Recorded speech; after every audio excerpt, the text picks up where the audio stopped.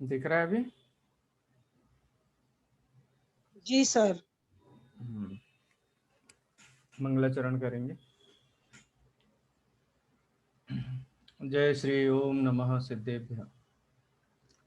नमो अरहन्ताणं नमो सिद्धाणं नमो वायरीयाणं नमो वज्रायाणं नमो लोये सव्वसाहूणम्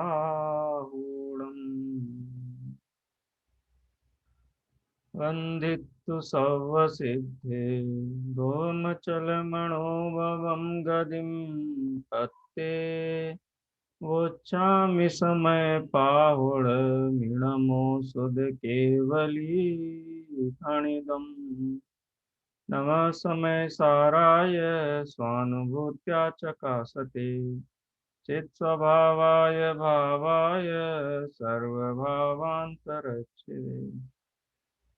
समय सार परमागम के ऊपर हमारी पिछले सेमेस्टर में चर्चा चल रही थी, जिसमें पूर्व रंग और कर्ता कर्म अधिकार के ऊपर हमारी चर्चा हो गई थी। इस बार कर्ता कर्म अधिकार आपके सेमेस्टर में है और इसके ऊपर हम चर्चा करेंगे, लेकिन थोड़ा विषय की जो भूमिका है वो भी हमारे ख्याल में रहनी चाहिए। समय सार की गाथा नंबर 13 में जब हम पूर्व रंग पढ़ रहे थे तो वहां पर आचार्य कुंद कुंद देव ने गाथा में कहा था, भूदत्थेणा विगधा जीवा जीवाय पुण्य पावम च आसव संवरणिज्जर बंधो मोक्षो यसम्मतम।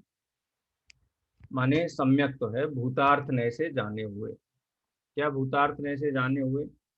जीव अजीव, पुण्य पाप, आश्रव संवर, निर्जरा बंध और मोक्ष, इनको भूतार्थ नय से जानना सम्यक तो है।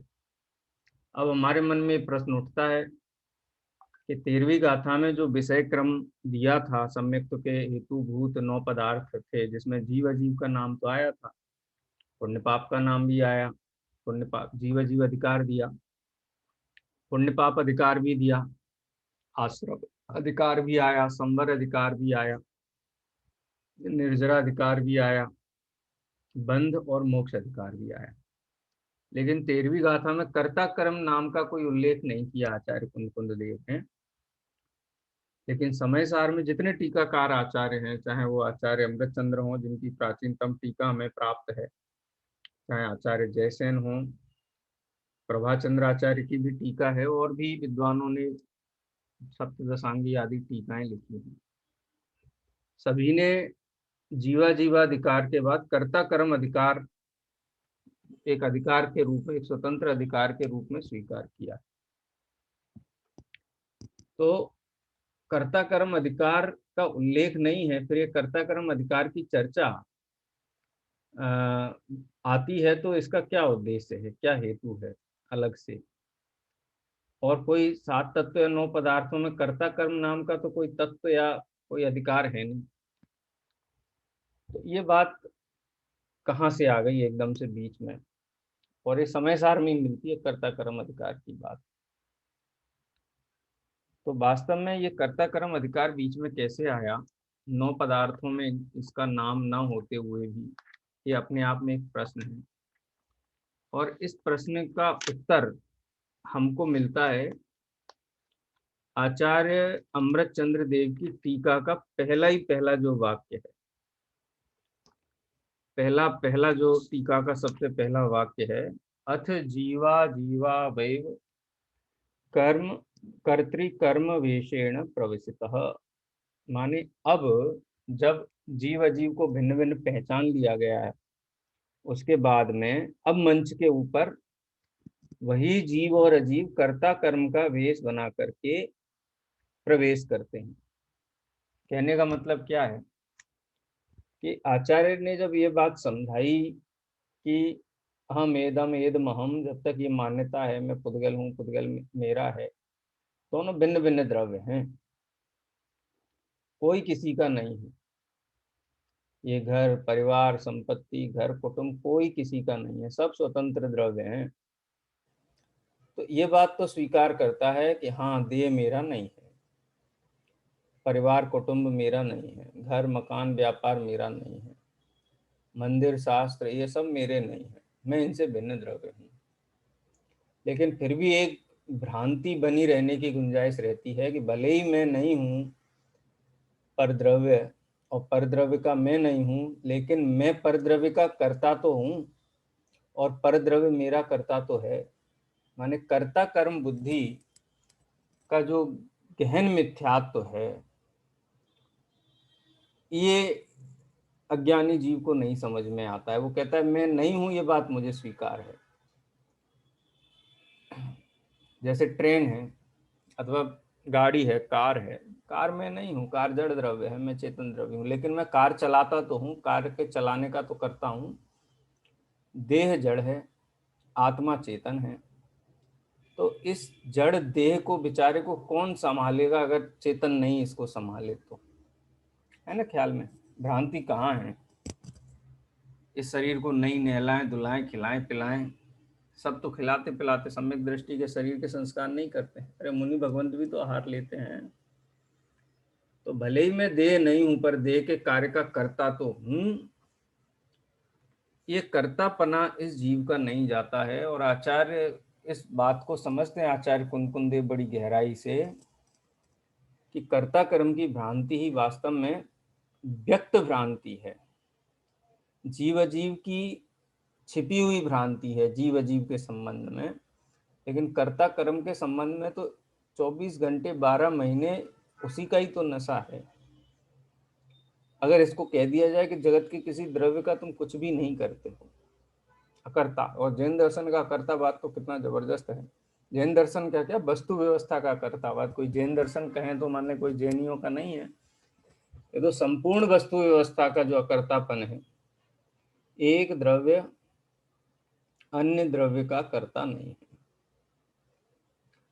एक द्रव्य किसी अन्य द्रव्य का कर्ता नहीं है, या अन्य एक द्रव्य या अन्य अनेकों द्रव्य मिलकर के किसी एक द्रव्य का कुछ नहीं कर सकते। माने परस्पर द्रव्यों का अकर्तापना। चलो द्रव्य का कर्ता नहीं है, अन्य द्रव्यों के गुण पर्याय को तो प्रभावित करने का कर्ता है, कि भले मैं अन्य द्रव्य को पैदा नहीं करता हूं लेकिन उसकी पर्याय तो बदल सकता हूं, उसके गुणों की पर्याय का परिणमन तो करा सकता हूँ। कागज सफेद है, भले ही मैंने बनाया नहीं कागज को, उसके परमाणुओं का निर्माण नहीं किया है, लेकिन जला करके उसको राख तो बना सकता हूँ, उसका तो करता हूँ। तो आचार्य देव कहते हैं कि सर्वज्ञ भगवान के ज्ञान में स्पष्ट झलका है कि प्रत्येक द्रव्य अपने उत्पाद व द्रव्य से परिणमित होता है, तुम किसी भी द्रव्य के कर्ता नहीं हो। गुरुदेव श्री जो कहते हैं ना, सोनगढ़ की गाड़ी तो बिना पेट्रोल के चलती है, भाई के बिना रोटी बनती है। कहने का मतलब है कि ना तो परद्रव्य का करता है ना परद्रव्य की पर्याय का करता है। ये सेकंड गहन जो अकर्तापन है। और तीसरा कि अपनी पर्यायों का भी फेर फार का करता नहीं है। नंबर 2 की पर्याय नंबर 3 पे हो जाए, नंबर 10 की पर्याय नंबर 1 पे आके हो जाए, ऐसा पर्यायों का जो क्रम नियमित पना है उसको भी ये छेड़छाड़ नहीं कर सकता है। ये तीनों स्तर का जब तक इसको अकर्तापन स्वीकार नहीं होता है वस्तु में, ऐसा नहीं है कि जबरदस्ती का स्वीकृति नहीं है, ये वस्तु का स्वभाव है। एक द्रव्य अन्य द्रव्य का करता नहीं, एक द्रव्य अन्य द्रव्य के गुण पर्यायों का करता नहीं, एक द्रव्य अपनी पर्यायों के क्रम को उलटने पलटने का करता नहीं। ये जैन दर्शन का अकर्तापन है। इन तीनों ही अकर्तापन से यदि वस्तु भ्रष्ट हो जाए तो ये विश्व टिकेगा नहीं। आचार्य समंतभद्र देव ने कहा कि यदि अत्यंता भाव नहीं हो तो वस्तुएं अस्वरूप अतावत हो जाएंगी, माने आप किसी भी वस्तु का स्वरूप निर्धारित नहीं कर सकोगे। जीव पुद्गल रूप हो जाएगा, पुद्गल जीव रूप हो जाएगा। अब बताओ जीव जीव है कि पुद्गल है, पुद्गल पुद्गल है कि जीव है?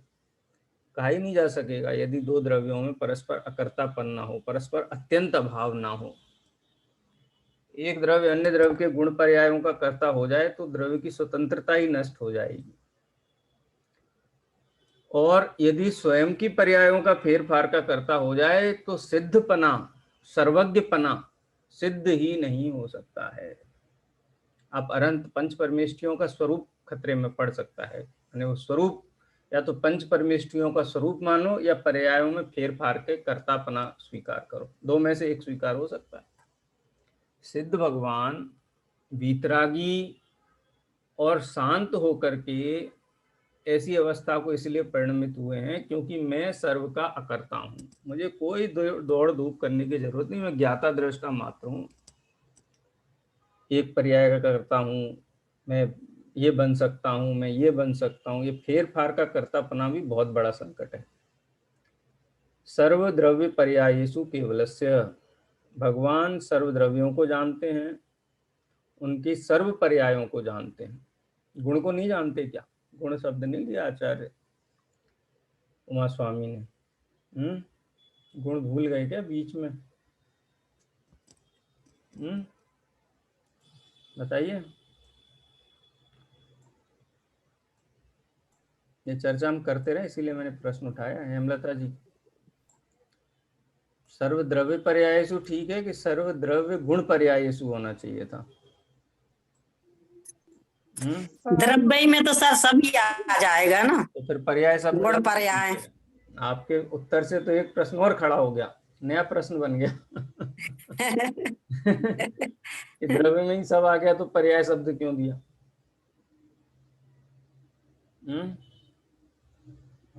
सर्वद्रव्य पर्यायेषु केवल, सर्वज्ञ भगवान सभी द्रव्यों को और सभी पर्यायों को जानते हैं।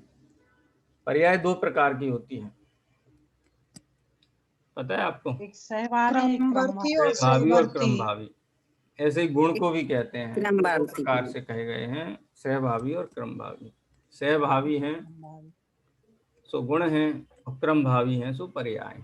यदि सहभावी गुण पर्याय कहा जाए तो उसका मतलब गुण होता है, और यदि क्रमभावी गुण कहा जाए तो उसका मतलब पर्याय होता है। ठीक है, तो सर्व पर्यायों को जानते हैं अनंत और सिद्ध भगवान, तो जानते हैं तो उनमें कुछ फेरफार हो गया तो हैं, कैसे जानेंगे भविष्य काल की पर्यायों को?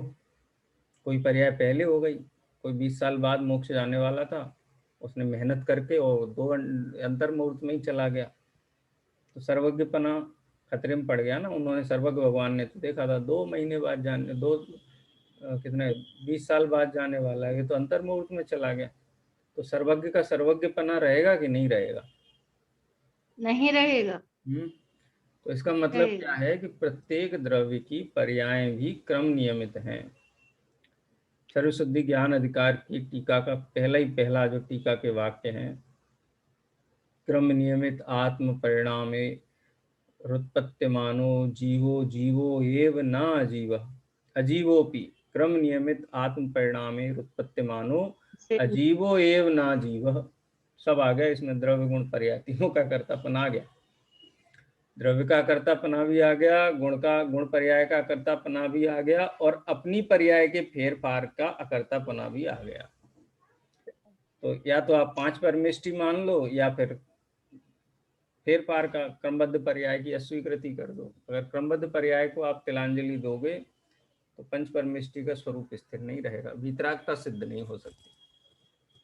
वितरागता का आधार ही है कि मैं सर्व का करता हूँ। कोई द्रव्य, किसी भी द्रव्य के किसी गुण को, किसी पर्याय को मैं, अरे अपने द्रव्य का भी मैं कोई सृजन करता थोड़ी ना हूँ, तो है विद्यमान द्रव्य है स्वभाव से, उसके अनंत गुण है वो भी है स्वभाव से, और उसकी एक एक समय में होने वाली उत्पाद व्यय द्रव्य भी उसका स्वभाव है। लेकिन इसको मजदूरी करनी है, नहीं मैं कुछ करूँ, नहीं मैं कुछ करूँ, नहीं मैं कुछ करूँ, ये मैं करना करना करना, इसके चक्कर में ही दुखी है।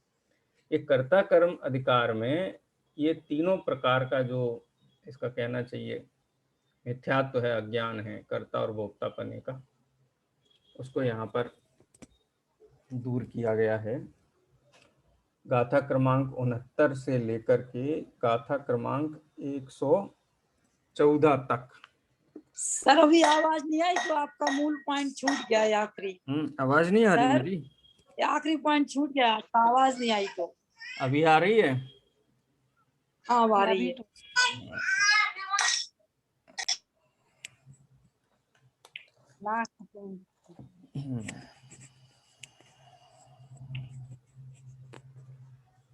अच्छा, ये जो 69वीं गाथा है, मुझे जो फोटोकॉपी भेजी है 69वीं गाथा से ही आई है, लेकिन इसके पहले एक कलश है, वो कलश अपन पढ़ेंगे, उसके बाद फिर एक गाथाओं का नंबर आएगा। कलश आप सुन लो खाली, मैं सामान्य अर्थ बता दूंगा, फिर अपन गाथाओं का पाठ और उसकी चर्चा करेंगे। अथ जीवा अजीवौ एव कर्तृकर्म वेशेण प्रवेशिता। अब मंच पर जीव और अजीव कर्ता कर्म का वेश बना करके प्रवेश करते हैं। देखो ये कर्तापना कैसा है। जीव व्रती हो जाता है, आवाज नहीं आ रही ना?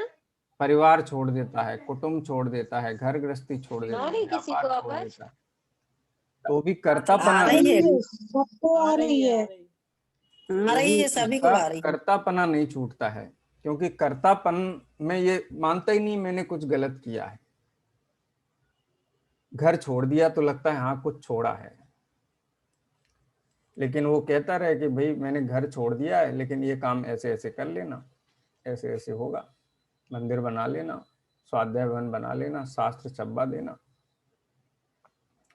उसको लगता है कि मैं नहीं करूंगा तब तक ये होगा नहीं, और उस कर्तापने में किसी को कुछ लगता भी। देखो कहना प्रेरणा देना एक अलग बात है, लेकिन मन में ये गहन भ्रांति बैठी हुई हो कि नहीं मैं नहीं करूंगा तब तक ये कैसे होगा, ये भ्रांति ही बड़ा मिथ्यात्व है।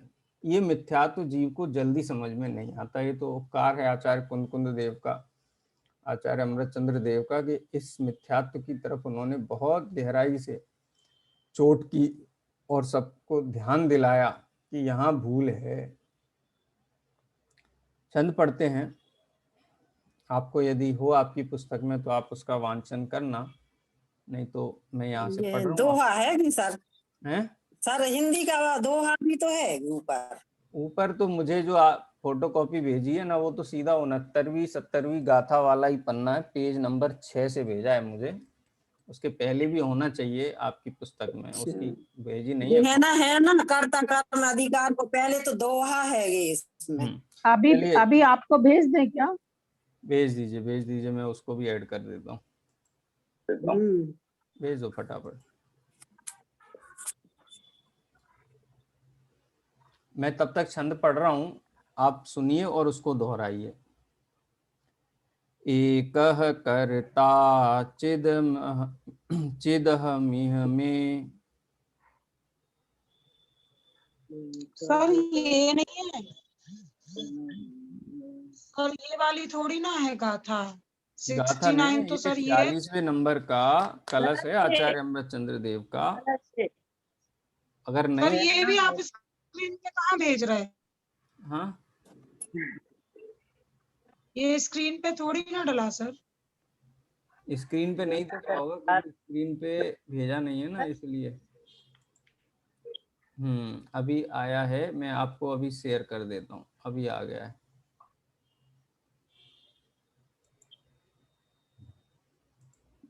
एक सेकेंड।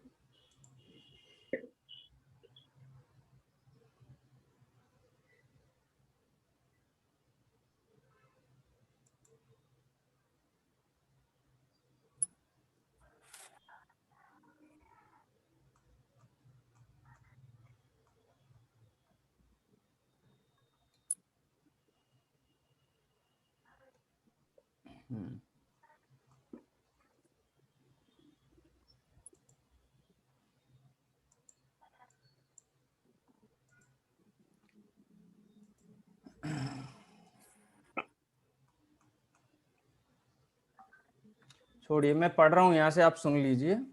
थोड़ा 1-2 दिन में सेट होने में अपने को समय लगेगा, उसके बाद अपना चलेगा नियमित रूप से। अभी for 3-4-5 days you have to bear with us, जब तक पुस्तक की व्यवस्था नहीं हो जाती है। मैं पढ़ रहा हूँ, आप उसको दोहराइए। एकः कर्ता चिदहमिह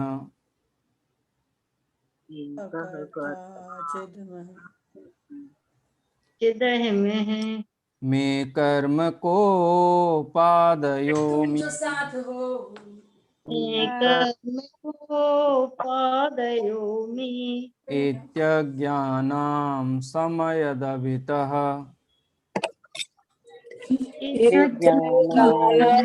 समय कवित कर्तृकर्म प्रवृत्तिम्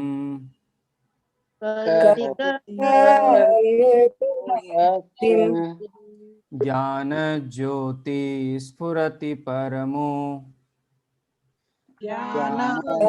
ज्योति स्फुरति परमो दातमात्यंत धीरम्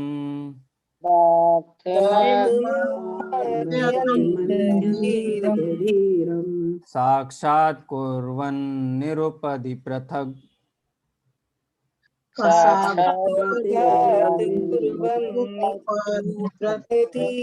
पृथक द्रव्य निर्भासि विश्वम्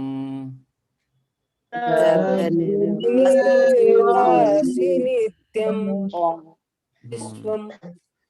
अच्छा, आचार्य पूछ रहे हैं कि गुस्सा आता है सबको? हम सबको गुस्सा आता है कि नहीं आता है? आता आता है गुस्सा। आता कौन करता है? मैं करता हूँ। मैं गुस्सा का करने वाला मैं मेरे बना। कर्म देखो कितना बड़ा अपराध बोध है जीव को। मैं गुस्सा करता हूँ, मैं क्रोध करता हूँ, मान करता हूँ, माया करता हूँ, सात व्यसन में पड़ता हूँ। आचार्य क्या कहते हैं? एकह कर्ता चिद अहम इह माने इस लोक में अहम एकह कर्ता, मैं एक करता हूँ। मैं कौन हूँ? पहले अहम इह अहम चिदह एकह कर्ता, मैं चैतन्य आत्मा करता हूँ, एक करता हूँ। और कर्म कोपादयोमी, और जो कोपादय, कोप माने क्या होता है? कोप माने क्रोध, ठीक है। कोपादयोमी, अमी माने यह, कोपादय कोपादि भाव, क्रोधादि भाव क्या है? मैं माने मेरे कर्म, मेरे कर्म है। मैं चैतन्य आत्मा करता हूँ और क्रोधादि मेरे कर्म हैं। इति अज्ञानानाम, क्या कहते हैं? इति अज्ञानानाम कर्तृकर्म प्रवृत्तिम समयद अभितः। ये किसकी प्रवृत्ति है? मैं चैतन्य आत्मा करता हूँ और क्रोधादि मेरे कर्म हैं। इति अज्ञानानाम प्रवृत्ति, ये अज्ञानी जीवों की प्रवृत्ति है। मैं गुस्सा करता हूँ, मैं मोह करता हूँ, मैं मान करता हूँ, मैं माया करता हूँ। अरे भाई, मैं चैतन्य स्वभाव आत्मा ज्ञान का करता तो हूँ, लेकिन क्रोधादि का कर्ता कैसे हो सकता हूँ? क्रोधादि तो मेरा स्वभाव है ही नहीं। क्रोधादि का कर्तापन ऐसा मानना, ये अज्ञानियों की प्रवृत्ति है ना ख्याल में? इह अहम चिद एकह कर्ता कोपादयो अमी कोपादयो मे कर्म इति अज्ञानानाम प्रवृत्ति। कौन सी प्रवृत्ति है? कर्तृकर्म प्रवृत्ति। ये कर्ता कर्म संबंधी प्रवृत्ति अज्ञानियों की है। समयद अभितः, अभितः माने चारों ओर से, सभी ओर से। समयद, ऐसी प्रवृत्ति को उपसमित करते हुए, जैसे आग जल रही हो ना, कर्ता कर्म प्रवृत्ति की इस अज्ञानी के हृदय में आग तो जलती रहती है। ये करूं, ये करूं, ये करूं, सुबह से शाम तक इसको चैन नहीं है। दिमाग के अंदर, हृदय के अंदर इसको निरंतर कर्तापन की, कर्ता कर्म प्रवृत्ति की अग्नि जलती रहती है। मतलब क्रोध मान माया लोभ की अग्नि जलती रहती है। क्यों? और आचार्य देव कहते हैं कि ऐसी प्रवृत्ति को समयत माने उपसमित करता हुआ, शांत करता हुआ, बुझाता हुआ। और कितनी बुझाई? पूरी की पूरी, अभितः, चारों ओर से बुझाती हुई। कौन प्रकट होता है? ज्ञान ज्योति स्फुरति, ज्ञान ज्योति स्फुरायमान होती है, ज्ञान ज्योति प्रकट होती है। कैसी है ज्ञान ज्योति? परम उदात्तम अत्यंत धीरम। ज्ञान ज्योति परम उदात्त है। क्यों परम उदात्त है? कि कोई भी कर्म उस ज्ञान ज्योति को ढक नहीं सकता है, उदात्त है एकदम, सबको जानती है, किसी से प्रभावित नहीं होती है। धीर गंभीर उदात्त चित्त वाले व्यक्तित्व के धनी लोगों की प्रवृत्ति क्या होती है कि कितनी भी दुनियादारी उनके सामने चले, कोई कुछ भी करे, लेकिन वो अपने उदात्त स्वभाव को नहीं छोड़ते। ऐसी ज्ञान ज्योति कुछ भी हो रहा हो जगत में, लेकिन वो जानना अपना नहीं छोड़ती है। ज्ञान ज्योति स्फुरति, कैसी है ज्ञान ज्योति? परम उदात्तम अत्यंत धीरम, परम उदात्त है और अत्यंत धीर गंभीर है। माने जानने में किसी भी प्रकार की खटपटाहट नहीं, आकुलता नहीं है, बेचैनी नहीं है। इसका मतलब क्या हुआ? धीर है। धीर पुरुष, अधीर पुरुष में क्या अंतर होता है? ये जो धीर पुरुष होता है ना, वो आकुलित व्याकुलित नहीं होता छोटी मोटी चीजों पे। और अधीर पुरुष क्या होता है? कुछ भी हो जाए, वो पड़ोसी के घर की भी कोई उसको न्यूज मिल जाए ना, तो उस पर भी वो टेंस हो जाता है, माने उसको टेंशन लेने का शौक होता है हर चीज पे। लेकिन ज्ञान ज्योति ऐसी है कि उसमें सर्व झलकता रहे तो भी किसी भी प्रकार की उसमें अधीरता नहीं आती है, इसलिए ज्ञान ज्योति अत्यंत धीर है। और कैसी है? निरुपधि, पृथक द्रव्यम निर्भासी। ज्ञान का क्या स्वरूप है कि ज्ञान अन्य द्रव्यों से पृथक, भिन्न भिन्न द्रव्यों को, पृथक द्रव्यम निरुपधि निर्भासी, ज्ञान को जानने के लिए किसी भी पर द्रव्य की सहायता की आवश्यकता नहीं, किसी की उपाधि धारण नहीं करनी पड़ती है, निरुपधि है। और हर द्रव्य को पृथक पृथक जानने का काम ज्ञान का है। ज्ञान सबको भिन्न भिन्न जानता है, किसी को मिला जुला के नहीं जानता है। और कितना जानता है कि ज्ञान ज्योति अगर अपने पूर्ण स्वरूप तक पहुंचे तो क्या होता है? साक्षात कुर्वन् निरुपधि पृथक द्रव्य निर्भासी विश्वम। जब ये परम उदात्त अत्यंत धीर ज्ञान ज्योति पूर्णतः प्रकट होती है तो संपूर्ण विश्व में पाए जाने वाले द्रव्यों को, उनके गुणों को, उनकी पर्यायों को पृथक निर्भासी, एक एक को भिन्न भिन्न भिन्न भिन्न जानती है। साक्षात कुर्वन् माने वो प्रत्यक्ष रूप से जानती है। ऐसी केवल ज्ञान स्वरूप वह ज्ञान ज्योति परिणमित होने की सामर्थ्य रखती है। तो ये अज्ञानी जीवों का भाव है कि वो स्वयं चैतन्य भाव वाले होते हुए भी क्रोध आदि का मैं करता हूं ऐसा मान करके अज्ञानी रहते हैं। ज्ञानी जीव होते हुए क्रोध आदि को भी अपने स्वभाव से भिन्न जान करके सम्यक दृष्टि रहते हैं। ये कैसे होता है? देखो, जैसे आग में लोहा गलाया गया हो तो लोहा गर्म हो गया ना, अब तो आग में सोना गलाया गया हो तो सोना तो गर्म हो गया ना, तो अब तो वो फेंक देना चाहिए क्योंकि धारण करेंगे तो जल जाएंगे। क्या करना चाहिए सोने का? बताओ। एकदम तप जाए, कनत स्वर्णा भासो, क्या करना चाहिए? अगर सोना एकदम गर्म हो जाए तो फेंक देना चाहिए ना?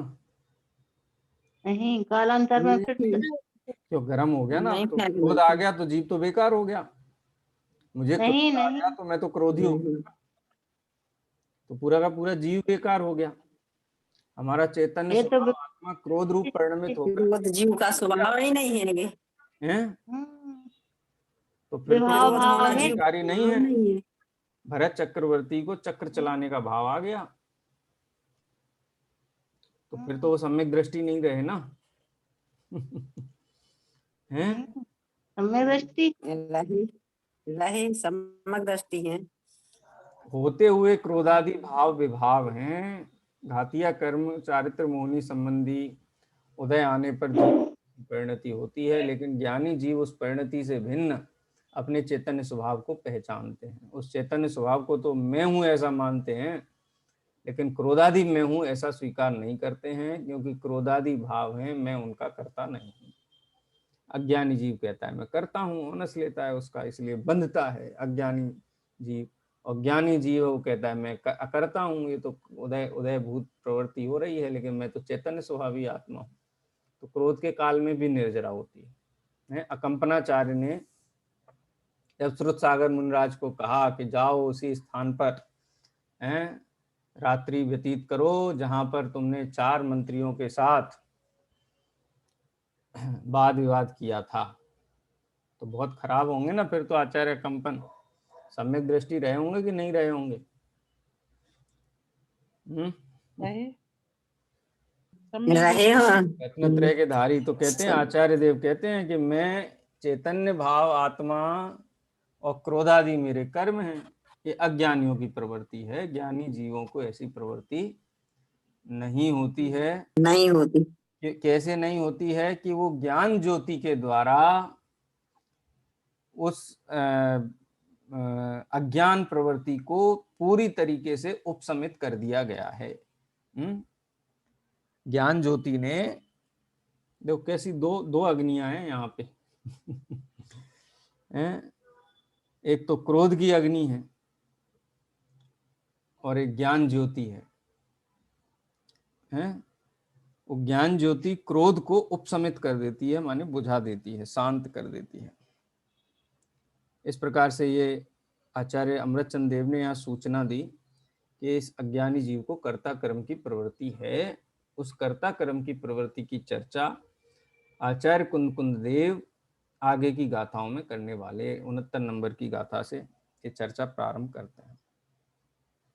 एक दोहा है पंडित जयचंद जी छाबड़ा साहब का, वो दोहा भी अपन पढ़ते हैं।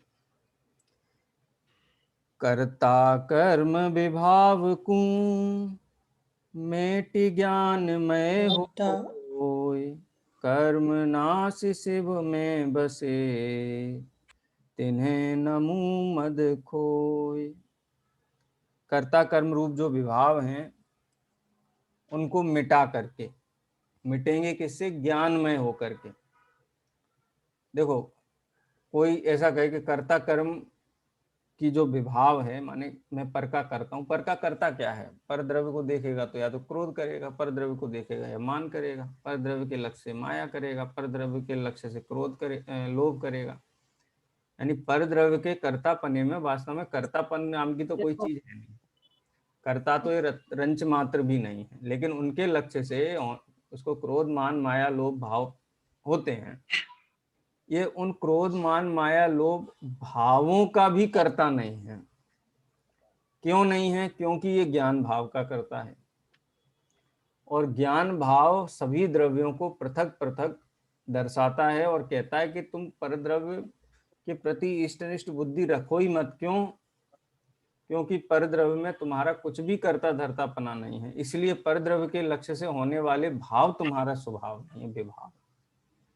और वो विभाव में होने से तुम उनके कर्ता नहीं हो, तुम ज्ञान में भाव के ही कर्ता हो। ये स्वीकार कर लिया तो सम्यक दृष्टि है, और स्वीकार नहीं किया तो अज्ञानी है, मिथ्या दृष्टि है।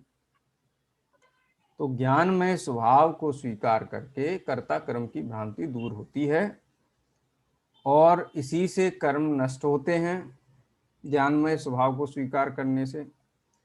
इसलिए ऐसे ज्ञानमय स्वभाव को जिन्होंने प्रकट किया है या प्रकट करके जो शिव में जाकर के बसे हैं, माने मोक्ष में सिद्ध भगवंत जो विराजमान हैं, उनको यहाँ पर नमस्कार किया गया है।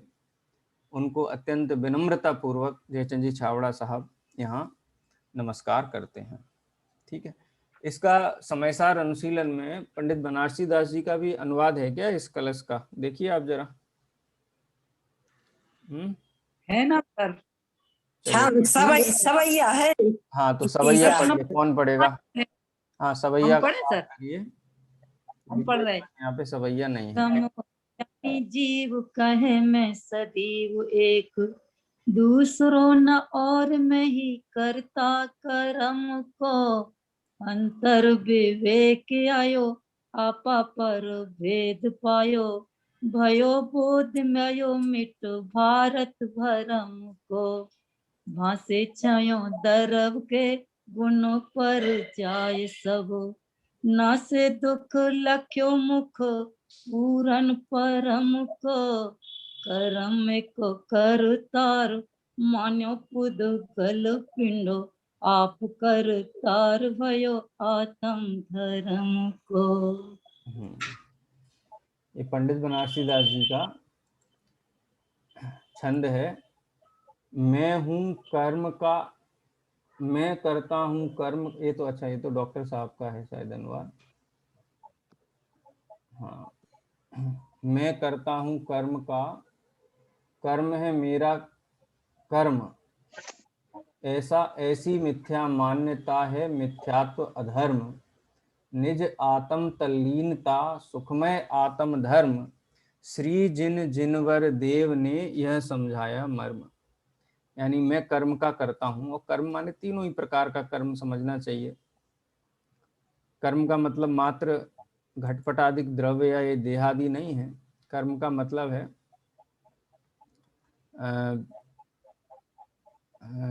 नो कर्म शरीराधिक, और जब कर्म भाव द्रव्य करते कर्म जो ज्ञानावर्णादिक हैं, जिनको शास्त्र पढ़ करके ये कहता है कि मैं इनका करता हूँ, और एक सेकेंड, और जो भाव कर्म है जिनका उल्लेख शरीर आदि यहाँ पर किया है पंडित जयचंद जी छाबड़ा साहब ने और आचार्य अमृतचंद्र देव ने, जो मूल कलश में 46वें नंबर का कलश है वहाँ पर उसका उल्लेख किया। वहाँ पे भाव कर्म को ही लिया है। और वास्तव में भाव कर्म का अकर्तापना अगर हो जाए ना, तो बाकी अकर्तापना तो स्वयं में भी हो गया फिर, क्योंकि भाव कर्म का अकर्ता हो गया तो परद्रव्य से जुड़ा ही ये भाव कर्म के ही रूप में जुड़ा हुआ है, और तो जुड़ने का कोई आधार इसका है नहीं। तो भाव कर्म की अपेक्षा से ही जुड़ा हुआ है। जहाँ भाव कर्म का कर्ता हुआ तो फिर द्रव्य कर्म का और नो कर्म का कर्तापना तो टिक ही नहीं सकता है। इस प्रकार से यहाँ पर मंगलाचरण किया गया है। पन्ने सब नहीं है ना अपने पास में, ये भी एक समस्या है। अब जो सवैया इकतीसा है, पंडित बनारसी दास जी ने इसका जो अनुवाद किया है, प्रथम अज्ञानी जीव कहे मैं सदैव एक, दूसरों न और मैं ही करता कर्म को।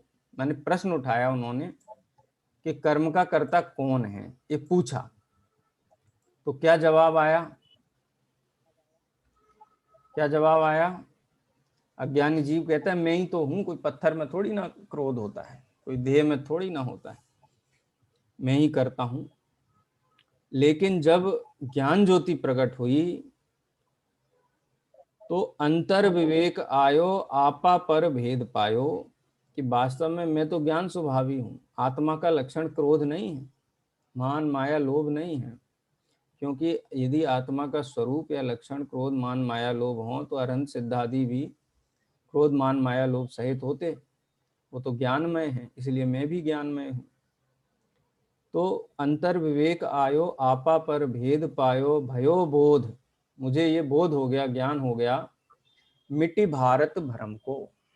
ये जो महाभारत था ना, भारत शब्द का जब प्रयोग किया जाता है ना, महाभारत के, महाभारत माने इतनी उठापटक, युद्ध, कूटनीति, छल कपट, ये पूरा जो है ना, इसको महाभारत बोलते हैं। बोले तुम्हारे घर में तो महाभारत चल रही, कहते कि नहीं कहते हैं? वहां तो महाभारत हो गई, उसी अर्थ में है कि ये जो संसार की महाभारत चल रही थी, जब ज्ञान ज्योति प्रकट हुई तो ये महाभारत शांत हो गई। भासे छहों द्रव्य के गुण पर जाए सब, मान लो कि छपक श्रेणी मान करके और अनंत अवस्था प्रकट हो गई, और उस ज्ञान ज्योति ने केवल ज्ञान का स्वरूप प्राप्त कर लिया, और समस्त द्रव्य, उनके गुण और पर्याय सब उसमें स्पष्टपने झलकने लगे। ना से दुख, दुख नष्ट हो गया। लख्यो मुख पूरन परम को, पूरन परम, परम चैतन्य स्वभाव आत्मा, उसके अनंत गुण पर्याय अथवा महासत्ता, वो सब प्रत्यक्ष ज्ञान में प्रकट हो गए। कर्म को कर्तार मान्यो पुद्गल पिंड, कर्म का कर्ता कौन है? पुद्गल है। आप करतार भयो आत्म धर्म को, और स्वयं अपने आत्मा का कर्ता रह गया, अन्य का कर्तापना हो गया। इस प्रकार से छंद है। जिनवाणी स्तुति करते हैं, फिर अपन चर्चा करेंगे। निज निधि निज में बताई यह अनंत उपकार यह अनंत इसके उपकार लिए जिन वाणी इसके लिए जिन वंदना वाणी मंकु सत्यवान वंदना सत्य वंदना सत्य वंदना